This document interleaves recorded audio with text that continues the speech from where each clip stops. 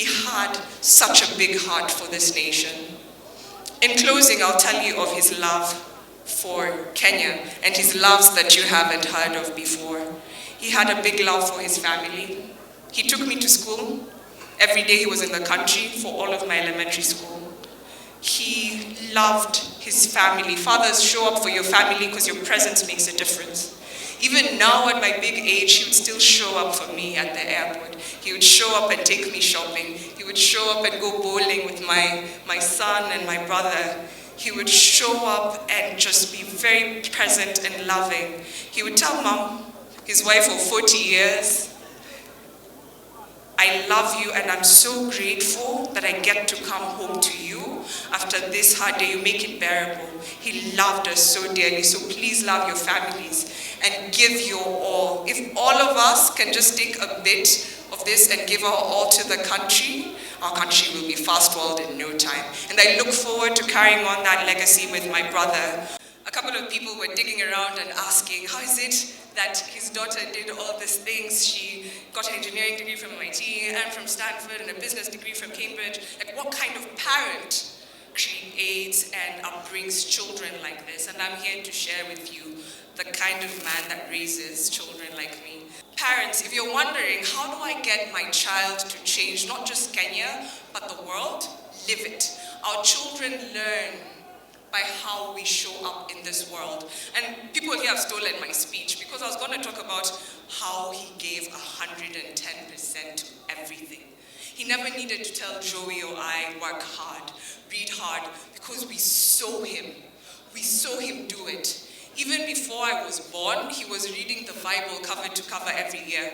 And on hard years, like 2022 was a hard year in our family, he read the Bible cover to cover twice. And there's a competition, and I'm the slowpoke on my family, but because we saw him live it, we were inspired to be it. That's the easiest way to teach your children to change the world. It's not telling them, it is doing. And because he never used to talk about his reading of the Bible, he actually just used to show it. Now, when we talk about his work and his pursuit of excellence, he worked as if he was working for God. He had an audience of one. Anything he was doing, he was working for God and God alone. And we saw it. Let me tell you, this man, when I was already in college and Joey was about to go into college, he went back to university in Nairobi with my peers. I'm not sure about you, but I wouldn't be that humble. I'm not sure I could make it with Gen Z in class. And he was in class with my classmates. Now let me set the stage for you. He's in the parallel program. He's based in Laikipia Air Base. He's commuting between Nanyuki and Nairobi for classes, for exams. And those of you who've been to University of Nairobi know it's not an easy path. And Operation Linda Inchi was fully in session, and he had a lot of responsibilities in Laikipia Air Base across the borders, and this man excelled. He got a first class honors with my generation. He was in class with my peers.